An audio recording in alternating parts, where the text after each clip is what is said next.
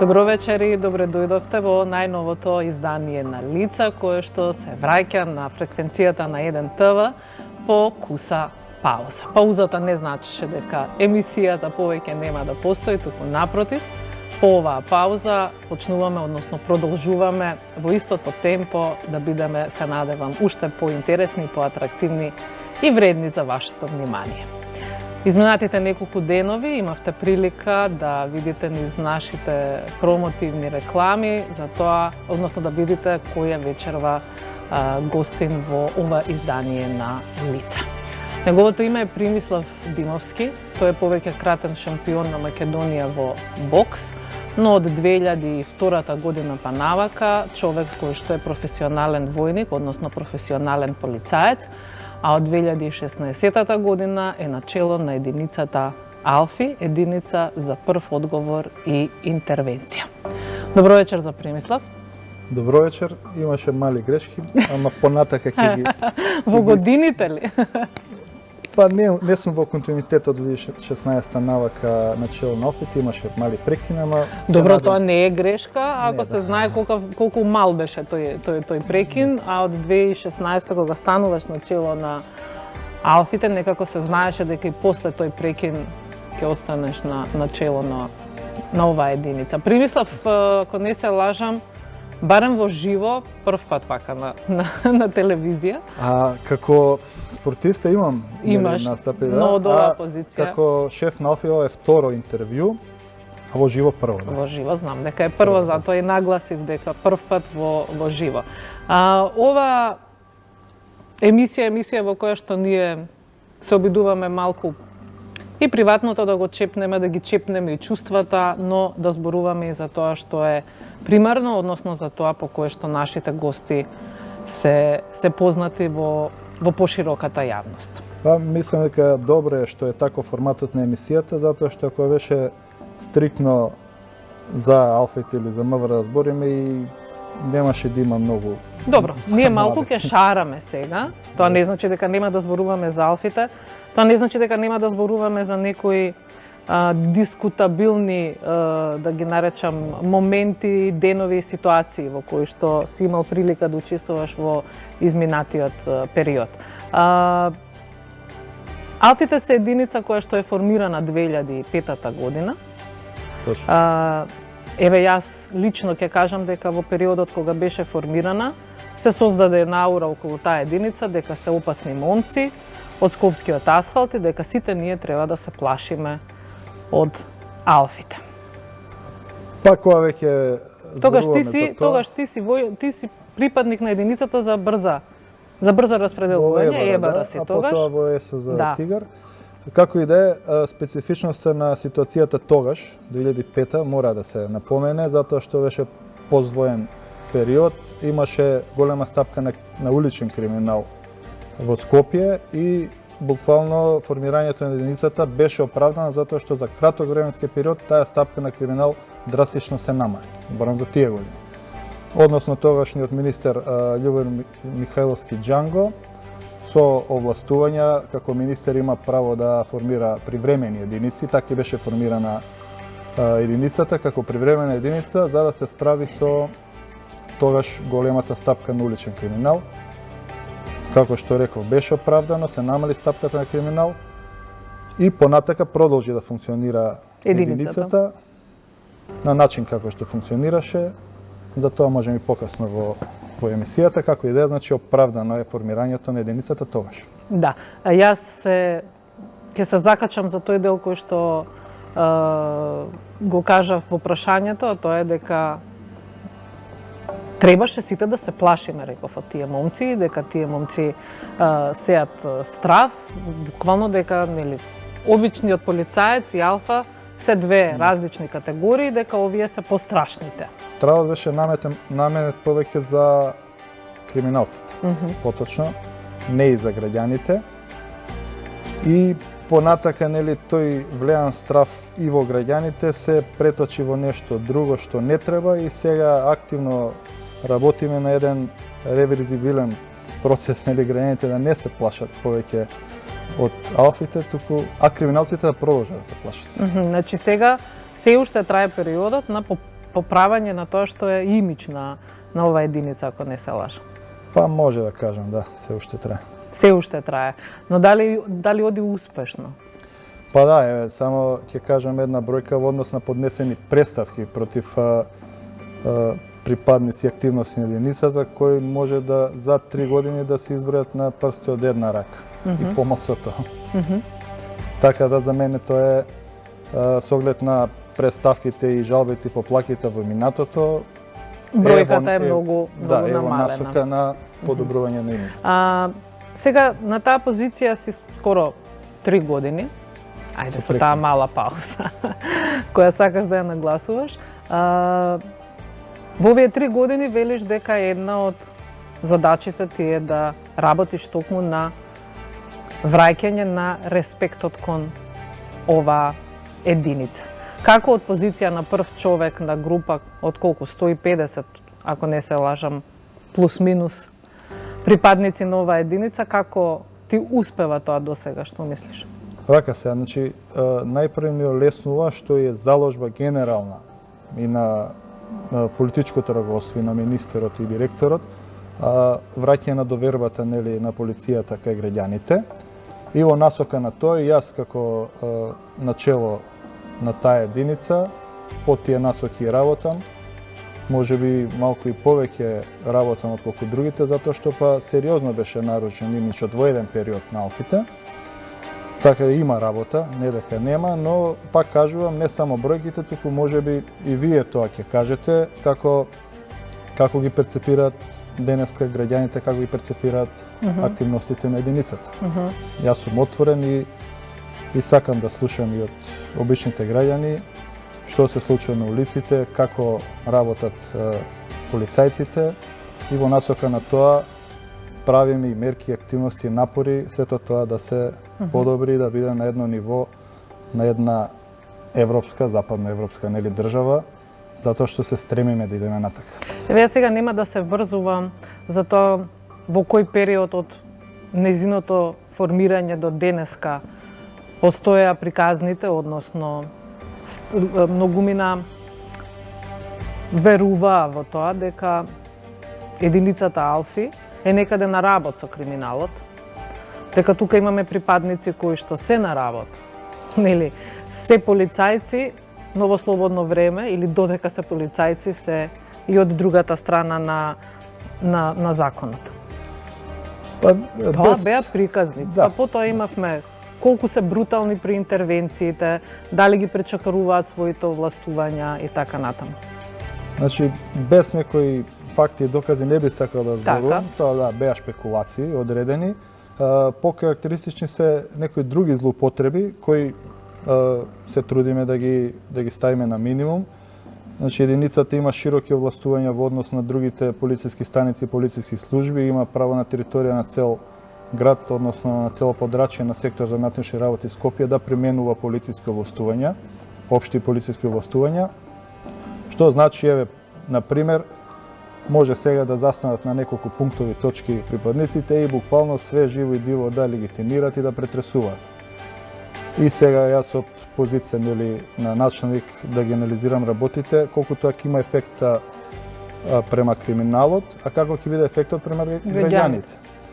Затоа подобро е вака, сега имаме нов пристап, не се толку видливи можеби како порано Алфите, но и како се ефективни, а тоа може да се види од статистиките на службата за аналитика на СВР Скопје, каде што покажува, можеби не драстично, но покажува намалување на криминалитетот на подрачјето на СВР Скопје. Дали тоа значи дека во 2016-та, кога дојде на чело од оваа група, најдена група која што веројатно има многу адреналин во себе и е подготвена на многу повеќе од тоа што се нивни овластувања, па сето тоа ти треба да го сега смириш и да го канализираш. Да.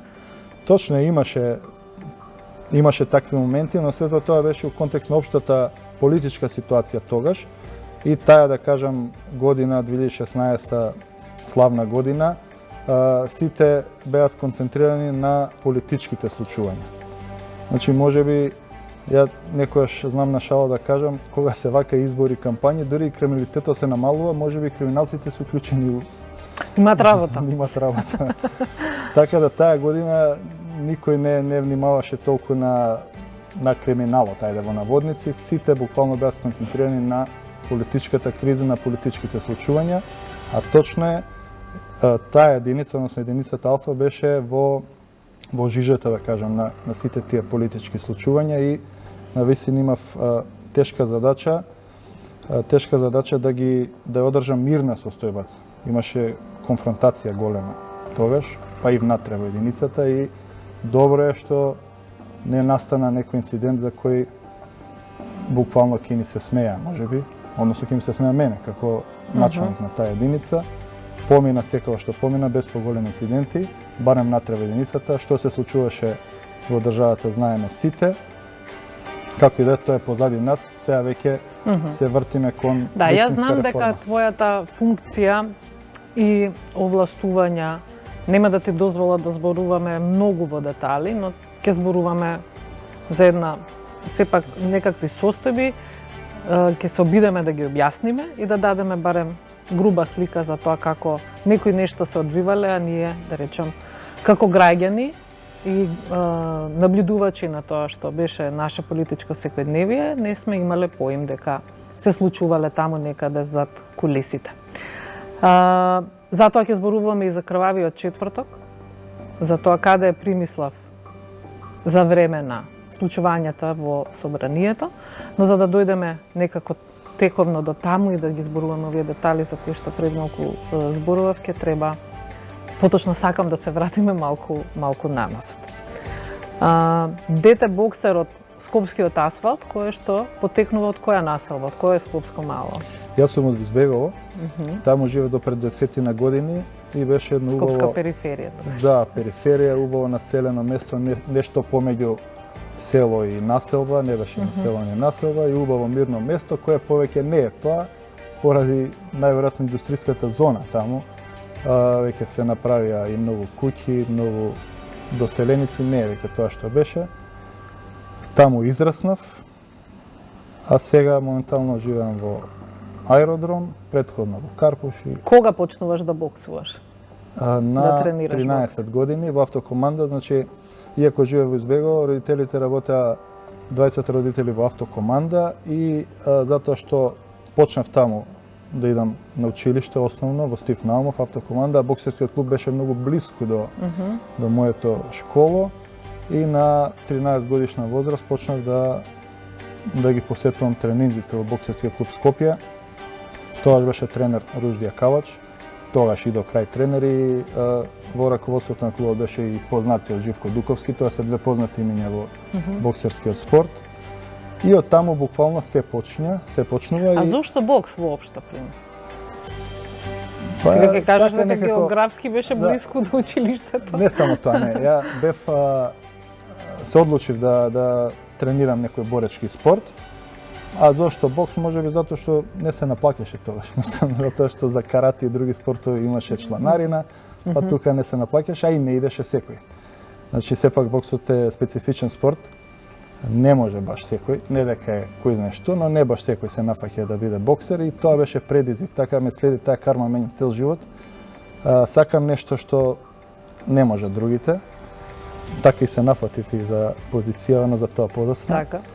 И така почнав да тренирам бокс во боксерскиот клуб Скопје во автокоманда и за кратко време, иако во еден период сакав дури да се откажам, меѓутоа најверојатно го увидов мојот талент тренерот Калач и Дуковски и тогаш веќе сериозно се сконцентрира на мене и понатака кариерата веќе е позната. Ти твојата кариера, ако не се лажам, ја градиш и наградите ги освојуваш во супер тешка категорија. Да. И тоа е во Македонија си неприкосновен, надвор од македонските рамки, најголемата титула. На кратко меѓу другите награди, нели тука сум познат као освојувач на највеќе златни гонгови 4. Има бронза од Европски куп, но како најголем успех по дефиниција е 5-то место на светското првенство во Милано 2009 година и по законот за спорт и категоризација на спортисти, таму стои највисоко звање спортист од светска категорија кој освоил од 1 до 6-то место на светско првенство, 1 до 4-то на европско и така натака. Јас сум носител на највисокото спортско звање во Република Северна Македонија, Република Македонија, значи спортист од светска категорија. Тоа го има 19 или 20 спортисти, меѓу кои кошаркарите, знаете, беа нели четврти на европско и така натаму. Но ти во годините на активно спортување не се задржуваш и не се занимаваш само со спорт и само со боксување и чисто тренирање на бокс. Напротив, стануваш и си активен и во тоа што е Боксерска федерација, и во тоа што е веќе Агенција за спорт и млади. Гледаш секаде да те има, веројатно со цел да помогнеш на тоа што е бокс во Македонија, но ете 2013 година кариерата завршува. Последната борба ја имаш? 2013 е последната борба точно, но начелно никогаш не сум кажал да готово ја заврши со кариерата. Тоа е проблем кај сите спортисти, тешко им иде тоа ставање крај на кариерата. Некои дури и погрешиле посебно во боксот, затоа што е специфичен и опасен спорт. Ако не ставиш крај на кариерата кога е потребно, понатака може да ти се случат и лоши работи, да не ги кажам некои примери во боксот. Така да свесен сум дека воопшто за врвен спорт, а посебно за тешки спортови, после 30-та година веќе е се потешко. Но паралелата ми беше во однос на тоа дека токму боксот и активното занимавање со бокс во некаде таа 2002-2001 тебе те регрутира во тоа што е се тогаш единица на Тигри. Точно имаше еден проект тогаш тие години што сакавме да заживее во оваа држава, а тоа е нешто веќе испробано во источниот блок поранешен, во Источна Европа, а меѓутоа и во Германија и во Италија исто така, каде што врвни спортисти во поединечни спортови стануваат припадници на армија или на полиција, а тие продолжуваат со кариера и по завршеток на кариера се враќаат нели во редовите на полицијата или војската, и тоа им е некаква сигурност во кариерата и таму има резултат со таквите проекти. А тоа се однесува на овие специфични спортови од боречки вештини или стрелаштво, кои што може да бидат употребени во редовите на полицијата и војската. 2000 година мислам дека почна неколку борачи беа вработени во Министерство за внатрешни. Јас 2001 почнувам да работам и се случи кризата тогаш, нели? И се поремети затоа што нели буквално беше во прашање. Значи влегуваш со функција, да речам, инструктор по спорт. Функција, значи влегуваш како инструктор. Обичен, да речем, полицаец, кој ќе биде искористен како инструктор, што и бев понатака. Но како и да кризата поремети се во држава општо, нели, па мораше да бидеме обични војници или полицајци тоа време, а во еден период негде понатака 2004 бев напреден во командирно оделение. Тоа е нешто како десетар. И најверојатно бев добар во таа работа. Како и да е, 2006 добивам работно место со задолженија инструктор за физичка подготовка и боречки вештини, и од тогаш до назначување на позиција во АЛФА имам такви задолженија, значи одговорен за физичка подготовка. Во тие 10 години од твојата кариера, велиш одговорен за физичка подготовка, единица Тигри и така натаму, но немаш исчекор никаков, нели? 10 години ти практично, ајде да речем, стагнираш, иако заради не толку природата на работата, но кога некој човек, претпоставам, во таква единица поминува толку многу време, сигурно има шанса или некаква подотворена врата да напредува. Хиерархиски. Да. Јас сум сведок на сите настани, нели, овие години во полицијата и по кажување на колегите повозрасни и порано како било, значи многу работи се нарушуваат во Министерството за внатрешни последниве години, не само последните 10, 15, нека биде 20, каде што оној систем поранешен, каде што имало редовно унапредување и сето тоа е комплетно нарушен и се обидува некако тоа да се среди низ реформи. Како живееш со тоа? Па се носиш со ситуацијата, не е сега не велам дека ти си бил болно амбициозен или дека си грабал да добиеш нешто, но тоа лично за мене некако може да кажам. Не ти прави да ти е пријатно до лично крај. ќе кажам, за мене лично, но не важи тоа и за другите. Да јас се сконцентрирав буквално на спортот и само спортот.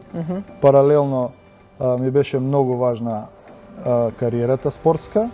Ги исполнав сите задачи и на работа, но сепак некако поважна, ајде, може би звучи лошо, може би поважна ми беше спортската кариера и не размислав толку на тоа дали ќе бидам напреден, па зошто не сум и помина сето тоа, за мене може би полесно. Што не беше воопшто лесно за другите колеги. Не беше убаво чувството некој пред тебе да биде напреден, ти да стоиш. Зборувам, значи, за сите оние разговори што сум ги имал со колегите. Да, знаеме, беше лоша знаеме ситуација. кои се механизмите или причините зашто некој дошол вчера, задутре, нели, веќе на 3 скалила погоре и така натаму и така натаму. Но тоа не значи дека ти остануваш незабележан.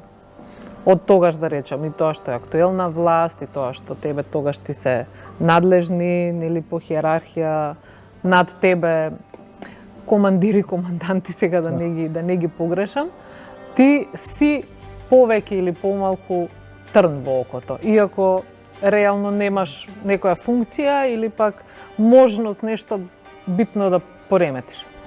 Имаше една лоша атмосфера општо во државата тие години, на поделби, или си со нас или против нас, буквално во секој сегмент на општеството, а беше посебно лошо што тоа се одвиваше и во полицијата.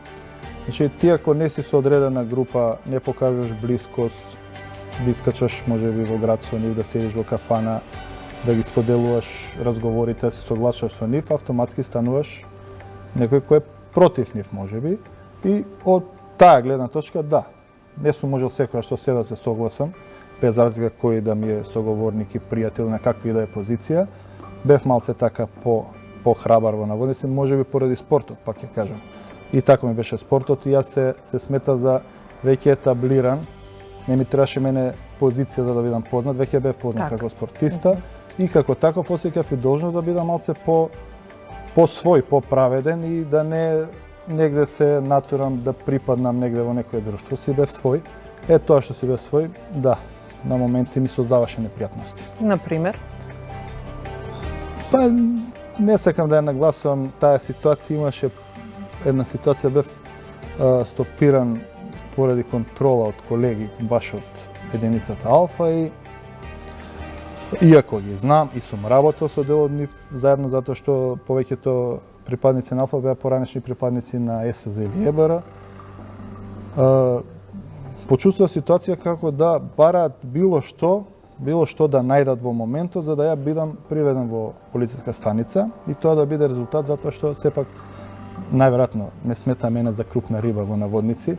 Не им беше sejedno не приведуваат било кого, ќе беше тоа некаква вес, да, и бев 3 сати држен, значи се бараше начин како јас да бидам приведен по секоја цена, на крај не бев.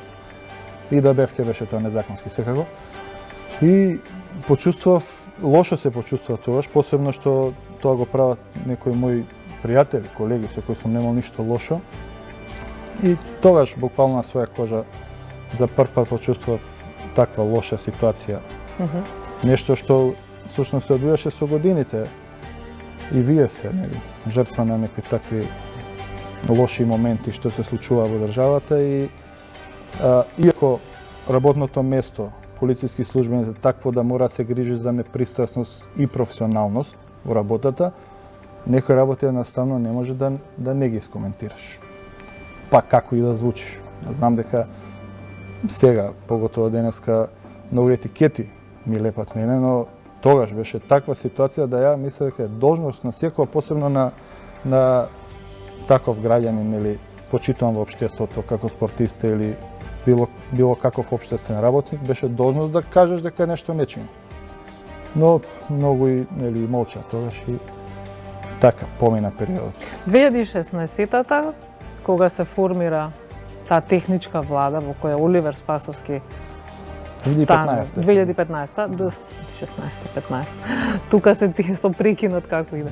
2015-та кога станува министер за внатрешни работи, прво почнува гласно да се слуша твоето име дека си можниот кандидат да бидеш на чело на единицата, но пред да бидеш именуван, повторно не те оставаат на мира, па некој си бара усмен барем доказ, дали ти тоа на вистина ќе го прифатиш. Да. Ова се многу, можеби, лични моменти, до сега не сум ги Таква зборувал емисија. многу. Да, таква емисијата, боле ќе кажам. Не беше толку во јавност. Не се знаеше нормално дека јас ќе имам Да, постан. видам гласно се Да, шепкаш. но да, кога во врвот на МВР веќе почна да се шушка дека можеби јас ќе бидам таа позиција, имав повик од еден пријател. Не знам, во партијата на каква функција беше, не е ни важно. За да ме праша... Во која партија? ДПМН, да. И за да ме праша дали е вистина тоа што тој го слуша дека јас ќе се нафатам да бидам именуван од техничкиот министр.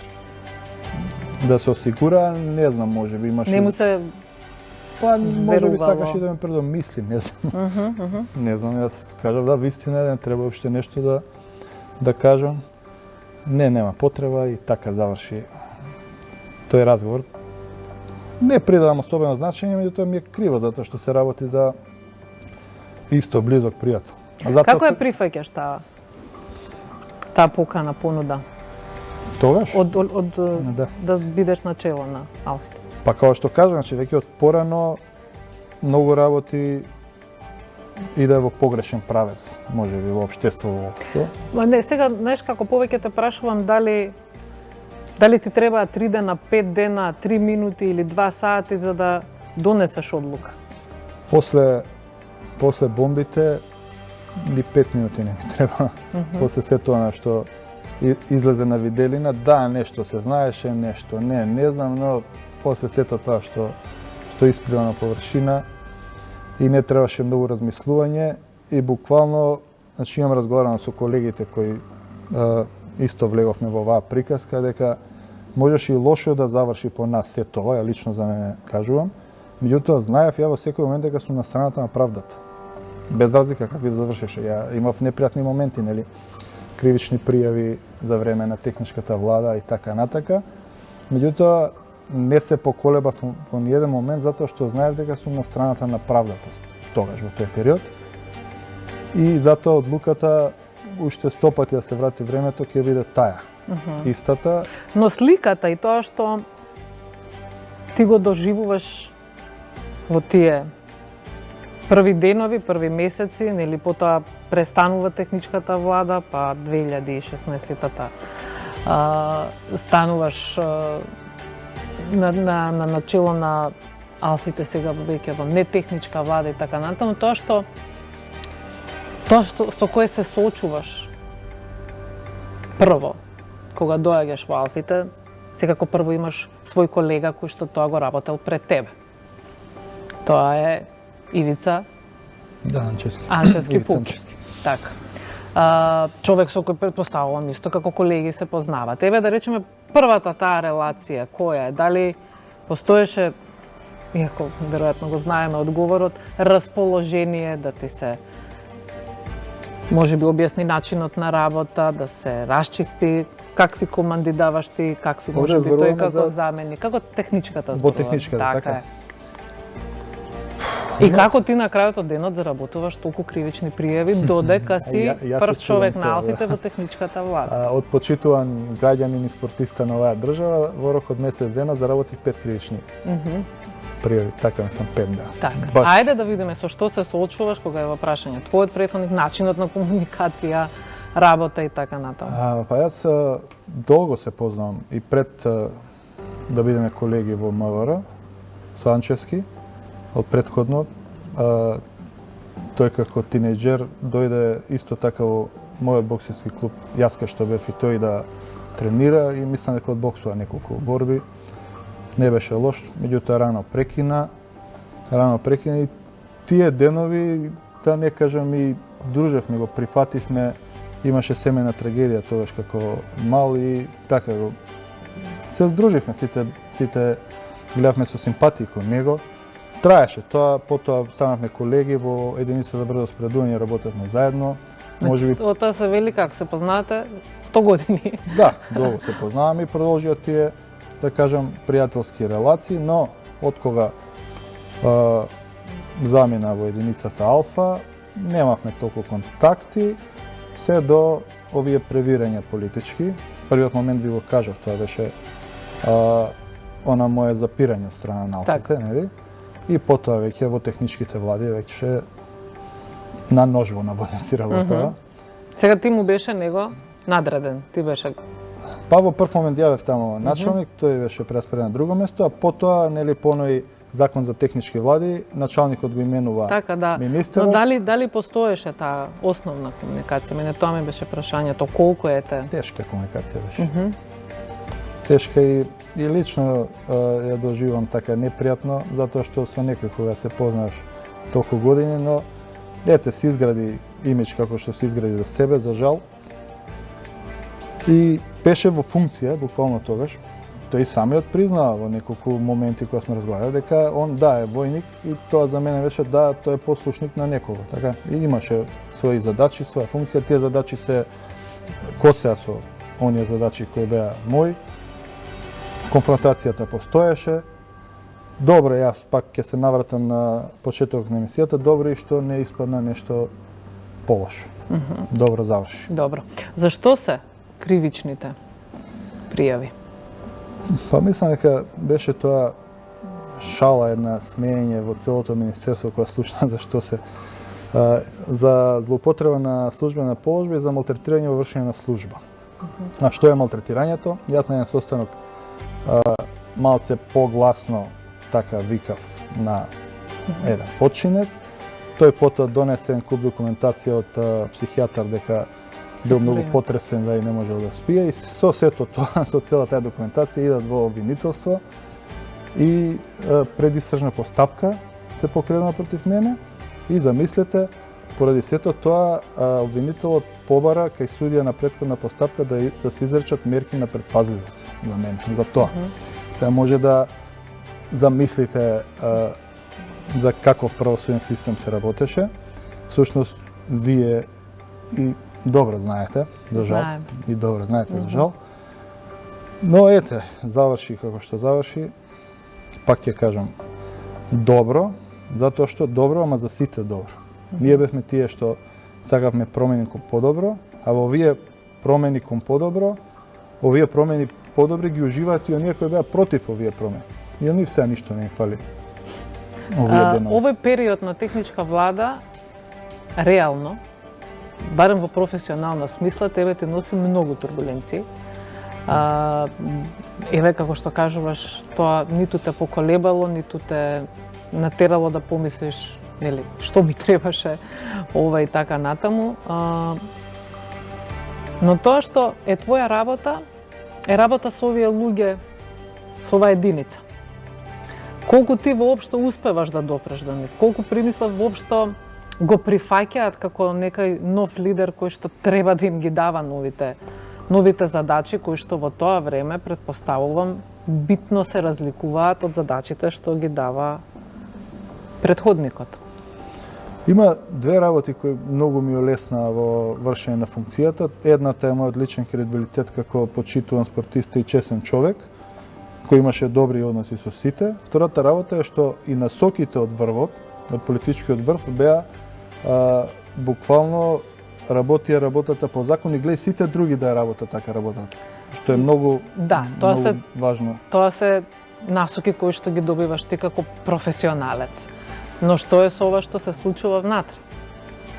Со припадниците на единицата, колку... Па ете што направи припадници, значи имаше обид таков за дискредитација, тоа се беше пишувано по медиуми, дури кривична, односно предистржна постапка за работив една, имаше уште една после тоа.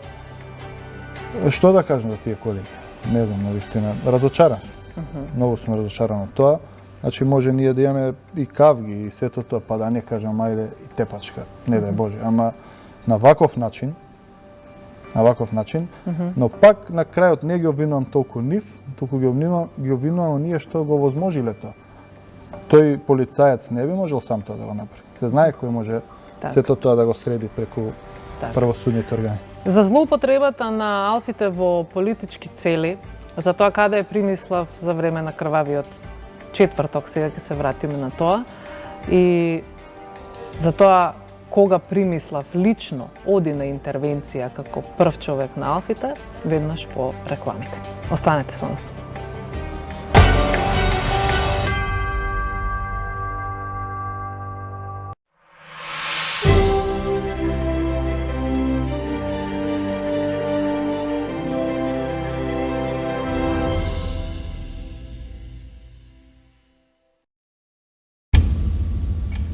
Зарем ова е најдобриот чувар на вашиот дом?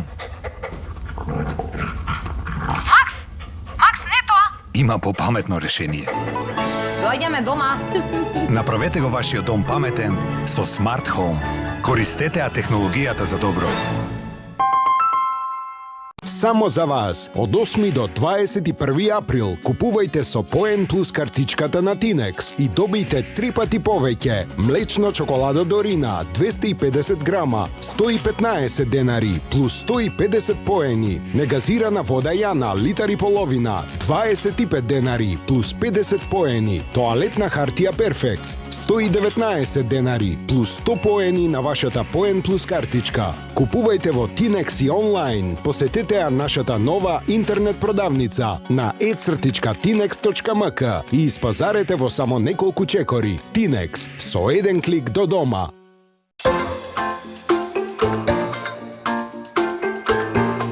Прекрасно е да си дома. Влези во собствен дом со стамбениот кредит на Halkbank. Можност за кредит со животно осигурување, 1 година гратис полиса за осигурување на имот, намалено учество од 15%, фиксна каматна стапка за првите 5 години и рок на отплата до 30 години. Halkbank. Важни се луѓето. За сите ваши ставови, лајкови и коментари. Бесплатен VIP Go Social, пакет со неограничен интернет за омилените социјални мрежи. Гледајте, коментирајте и постирајте, без да трошите од вашиот месечен интернет. Плюс, изберете Honor смартфон за одлична цена, само со VIP Postpaid. VIP, член на A1 Телеком Австрија групацијата. Не ни насетував дека во мене се крие таков кулинарски талент. Ја изненадив неа, но се изненадив и самиот себе. Кога плазма ти е сојузник, се е лесно. Плазма, се што ти треба.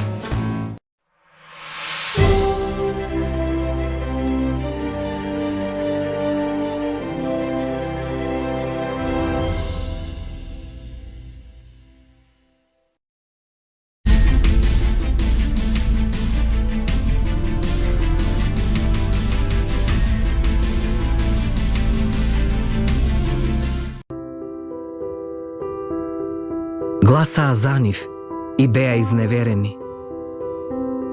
Не им беше ветена неправда. Ги разочараа. Време е и тие да ги разочараат оние кои ги излажаа.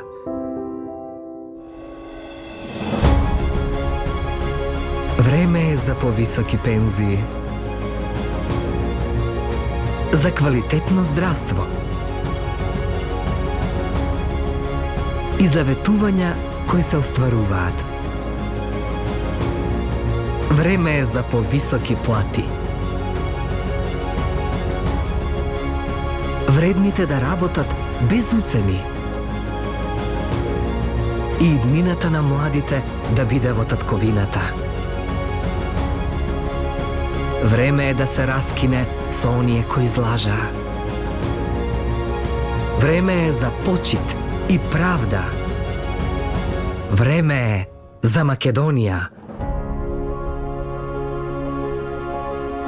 Правда за Македонија. Медицинските работници ќе добијат дупла плата од денешната што имат. Специјалистите лекари ќе добијат 100.000 денари плата. Ветувам пред сите бесплатно здравство за сите граѓани. Повеќе партиципација нема да се плаќа. Бесплатно болничко лекување ќе има во Македонија. 30 до 31 ден во месецот ќе бидат достапни лековите од бесплатната листа на лекови. Бидејќи сме исти, 102,5% потполно исти. Промотор на неправдата и кршењето на законите. Маска зад кој стои Заев, криминалот и корупцијата.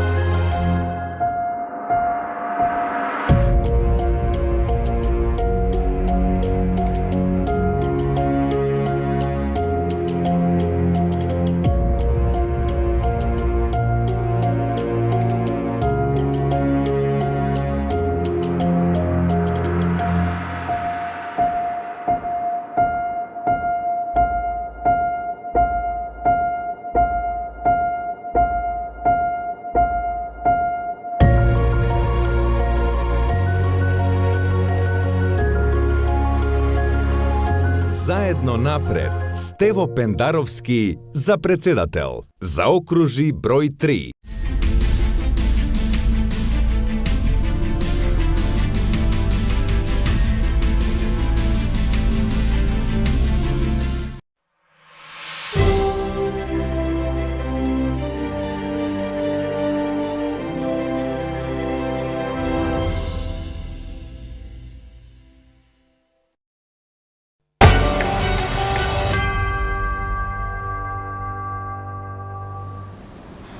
Еве по овој блок реклами се враќаме назад, накусо ги најавивме темите или трите прашања на кои што секако ќе бараме одговор вечерва од Примислав. Крвавиот четврток е еден ден кој што, еве, не мора ни да му го знаеме точниот датум, си го доби своето име како крвав четврток и така сите го препознаваме и го паметиме. Тоа е период кога Примислав е припадник на тигрите, се уште, нели, не си во Алфите. И тоа што сите ние како гледачи преку малите екрани можевме да видиме, нели, што се случува, некако сите очекувавме дека таа состојба на приправност, подготвеност за, нели, не дај Боже што се вели, некој позадински ја има добро одработено за да не дојде до немили настани, но се случи тоа што се случи. Тогаш е Примислав физички, да речеме, каде? Во единицата специјални задачи во Тигрите и ајде за на некое работно место, да, канцеларија. виш инспектор за обука. Сакам за да избегнам детали, нели, да кажувам за крвавиот четврток, нели, затоа што и знам поише детали, си има и обвинени, има судски процес, има и пресуди. За да не бидам досен во тоа што не сакам да кажам, еве ќе вратам малце времето поназад, да почнеме од почеток. Значи, во втората техничка влада, според тогашниот договор меѓу власт и опозицијата, министерот технички за внатрешни работи има право на околу 15 на распоредување на началници и 150 хоризонтални распоредувања, тоа на другиот кадар не раководен во единицата. И во Алфа тогаш јас дојдов за началник и имаше хоризонтални распоредувања околу, не е важна бројка, тајде одреден процент на распоредувања, кој по моето разрешување по основ на договорот, или договорот беше кога ќе биде завршен изборниот процес, повторно доаѓа по старо, односно се менуваат началниците, се доаѓаат старите, меѓутоа хоризонталните распоредувања останаа. А за тоа имаше големи реакции од тогашниот директор на безбедност кај тогашниот министер Аги Мухију, голем притисок и хоризонталните распоредувања да ги врати на старо, за да се биде све како што треба, и што тука може да почне една приказка зошто толку инсистирано на тоа. Како и да е, знаеме што се случуваше периодот. Буквално, ајде да не е многу навлезан во политичка дебата, меѓутоа буквално требаше да биде спречена мирна промена, мирна транзиција, нели, на некое ново мнозинство. Дента после работен ден беше, после работа, со семејството бев кај мајката и таткото на сопругата, со децата и гледавме телевизија, собрание, редовно секој ден тие дебати, но одеднашка нели настана изборот на нов претседател на собранието, настанаа гужвите, не бе во текст со ништо. И во еден момент дури мислам затоа што и нема некоја посебна узбуна, не повикуваат, мислев во ред на тој ќе заврши, гледа не е ништо. Може би ми е пресметано на шала, некојаш кажувам, може им било пресметано на тогаш председател на само председател на СДСМ, не премиер, нели Зоран Заев, и на другите им било пресметано да добијат по некој шамар во наводници, така сега се заврши, но настана една многу лоша ситуација во собрание. Гледавме тоа во живо пред камери и веќе во 8 саат беше негде пред 20 часот повикување и мобилизација на единиците. Бев повикан во касарната каде што е базата на тигрите, веќе беше наредена интервенција. Да не кажам детали, кога влеговме во собрание, бев со интервентните екипи што влега во собрание и морам уште една пикантерија. Замислете, тогаш имаше наредба од директорот, нели, за смирување ситуацијата, да се смири со употреба на пасивна сила. Тогаш прв пат го слушнав тој израз, ако може некој да категоризација. Да, каква е таа употреба на пасивна сила. Дури имаше колега, замислете, имаше и таква ситуација, колега од исто специјалните единици, вели да не употребуваме палки или сила. Јас си ги знам, со овие зборови, јас си ги знам моиве. Што ли требаше тоа да значи? Си ги знам моиве, деме како потребни, тие се лоши, не знам што ќе направат, ќе вратат. Бевме помалку, реално, припадници на полиција, имаше голема гужва внатре во собранието. И не можеше никако на друг начин да тоа се растера без да се употреби палка или шок бомба. И така и беше. Првата употреба на палка и една шок бомба, мислам дека беше фрлен, се расчисти веднаш ситуацијата. А таа наредба за пасивна употреба на сила на тогашниот директор до ден денеска не можам баш да ја разберам. И имаше и довикување од масата, и тоа нека биде како пикантерија, што се случува, па не требаше да употребат сила. Не бевме така договорени. Не бевме така договорени и тоа имаше како идеја, значи моето влагање во собранието беше веќе кога оној клучниот дел беше завршен, односно беа излечени пратениците од откако може би ете условно најлошото поминало. Не, потоа исто така беше комплицирана операцијата за излекување, не беше толку едноставно, се уште имаше маса околу собранието, но најлошиот момент беше избегнат. Јас кога стигнав се уште беше пратеник од села во собранието и во многу лоша состојба. Значи, јас не го препознав. Прашав што се случува и бевме сите загрижени што ли ќе биде. Па и тоа идеше тешко, и неговото излекување на најповредените пратеници. Многу после тоа дискутираме со колегите околу тие работи.